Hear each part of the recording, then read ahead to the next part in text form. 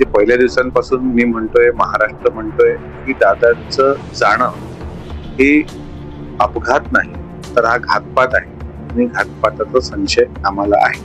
आणि मी अजून या मुद्द्यावर ठाम आहे की विमान प्रवास करताना 6 लोकांनी टेक ऑफ घेतलं असेल तर लँड होताना 5 बॉड्या कशा सापडल्या? हे सत्य जनतेच्या समोर आलं पाहिजे, जनतेनं पेटून उठलं पाहिजे. कारण दादाचा चेहरा परत महाराष्ट्राला भेटायला आणखी खूप मोठा काळ जाणार. ते सीसीटीव्ही फुटेज मग त्याच्यात कळतं की 6 होते की 5 होते, 6 चालले की 5 चालले, 6 बसले की 5 बसले, हे सगळं त्यात क्लिअर होतं. ते अजूनही आजचा 14वा दिवस आहे, अजूनही ते महाराष्ट्राच्या समोर आलं नाही. रोहित पवारांना वाटल्या, त्यांनी उपस्थित केलं. भुजबळ साहेबांना वाटली, त्यांनी उपस्थित केली. अजून माझ्या माहितीप्रमाणे आदित्य ठाकरेंनी तशी शंका व्यक्त केली, त्यांना उपस्थित करावं वाटतं, त्यांनी केली.